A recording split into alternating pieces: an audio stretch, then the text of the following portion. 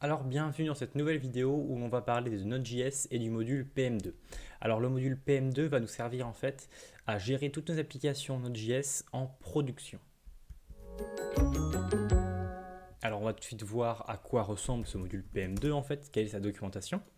Donc on peut voir déjà sur le Weekly Downloads qu'il y a beaucoup de téléchargements, donc c'est un module assez gros dans Node.js.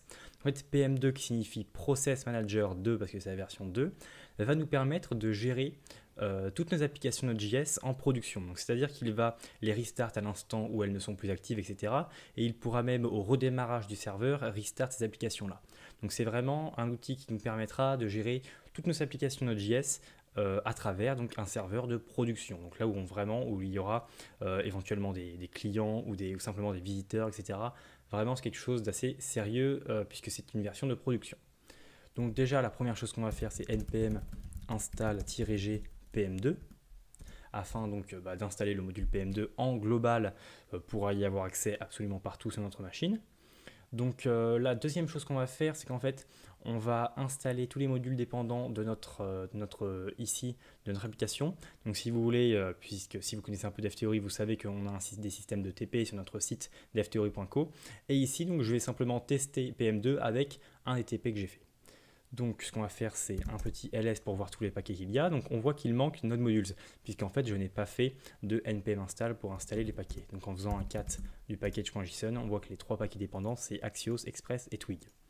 On va donc pouvoir faire npm install pour installer tous les paquets dépendants. Une fois que ça c'est fait, on va pouvoir tester PM2 par rapport à cette application-là. Donc déjà, si on fait un npm start, tout simplement npm start, ça va lancer nos daemons et on voit qu'on a une application qui est lancée sur le port 8080. Donc si jamais on va sur mon site web marineparasite.fr puis qu'on va sur le port 8080, on va avoir l'application du TP que j'ai fait. Donc c'est simplement une petite application pas très compliquée, très simple en fait. Donc cette application là, elle marche. Donc là, elle ne marchera plus puisque j'ai coupé le script. Donc maintenant, on va essayer de le mettre en forme avec PM2. Donc déjà PM2, si on fait -help, en fait il y a beaucoup de commandes. Donc si jamais vous avez envie de voir plus précisément, vous pouvez aller voir là-dessus ou sur la documentation. Nous, on va voir seulement quelques commandes. Donc les commandes principales. La première, ça va être PM2 list, afin de lister tous les processus qui sont en route avec PM2. Actuellement, il n'y en a aucun. On va donc en lancer un, et celui qu'on va lancer, ça va être donc notre application actuelle qui est app.js. Donc on va faire PM2 start, et là on met un fichier. Donc là, app.js. On pourrait tout simplement faire ça, mais on va faire plus. On va faire un --name, et ici on va mettre le nom que l'on veut donner à l'application, qui sera ici dans la colonne appname. Si on ne fait pas ce flag --name, le appname va avoir le nom du fichier, soit app.js. Et donc si jamais vous avez plusieurs processus qui ont tous le même fichier principal, soit app.js, soit main.js, etc., et bien dans votre application ici, vous n'aurez que des app.js partout, et vous ne saurez plus quelle application correspond à quoi en fait. Donc je vous conseille fortement de mettre un name à chacune de vos applications via PM2, et ici je vais l'appeler TP2 puisque c'est le deuxième TP. On a donc ici automatiquement un PM2 list qui s'exécute, et on a notre première ligne avec notre TP2. Donc déjà, si on revient sur notre application, on peut voir que ça marche. On a accès à notre application Node.js via notre port 8080 ici. Donc on voit différentes colonnes, donc déjà un ID lié uniquement à PM2, une version, un mode, un PID qui lui est lié donc à Linux, c'est donc le PID du programme qui tourne. On voit également le statut, on voit le nombre de restarts qui a été fait, etc. Donc on voit beaucoup de choses. Et on voit également l'user qui l'a lancé. Ici c'est root.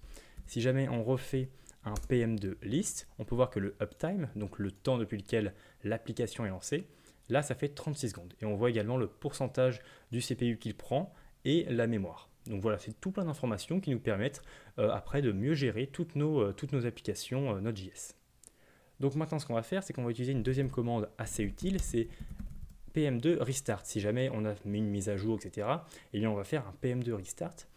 Après le restart, on peut faire plusieurs choses. On peut soit mettre l'ID, donc 0, ou soit mettre le nom de l'application, soit TP2. Donc ici, je vais faire PM2 restart TP2, et ça m'a restart mon application qui a l'ID 0. Donc voilà, donc on a fait le restart de cette application-là.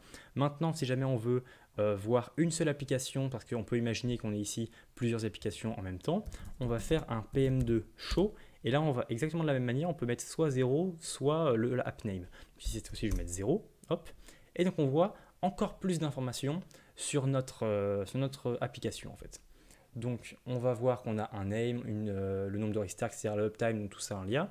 Mais il va également y avoir le script path, donc l'endroit exact du script. Et il va également y avoir donc des logs, le error log, le out log, etc. Donc tout ça, c'est des choses qu'on va pouvoir aller voir si jamais il y a des erreurs dans notre application ou d'autres choses. On voit également l'interpréteur ici qui est Node, car en fait, en allant un peu plus loin dans des concepts un peu plus avancés de PM2, on va pouvoir avoir d'autres interpréteurs comme Python, Ruby, etc. Mais de base, ça prend en compte Node. Donc voilà, donc avec PM2 show, donc c'est cette commande-là, PM2 show, on va pouvoir avoir des informations plus précises sur notre application. Ensuite, on va également pouvoir faire donc un PM2 startup. Alors c'est ce que je vous avais dit juste en introduction, donc c'est que PM2 startup va pouvoir en fait, disons que c'est la commande afin de restart toutes les applications à l'instant où le serveur lui-même redémarre.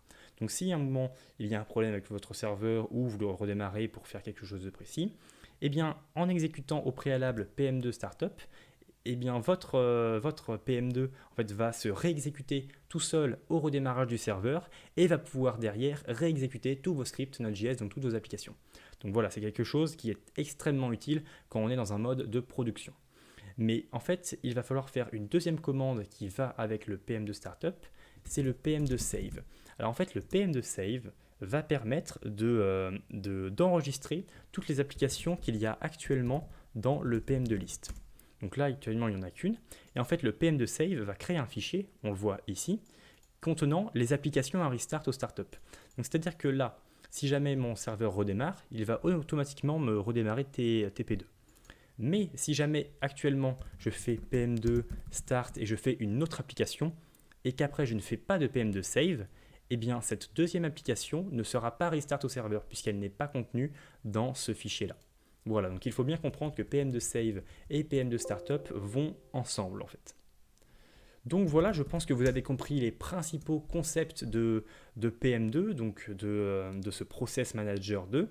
J'espère que cette vidéo vous aura plu. Si jamais vous voulez plus d'informations, vous pouvez vous abonner à la chaîne YouTube ou aller voir notre site devtheory.co. Et en attendant, eh bien, j'espère que vous avez compris tout ce que j'ai dit dans cette vidéo. À bientôt.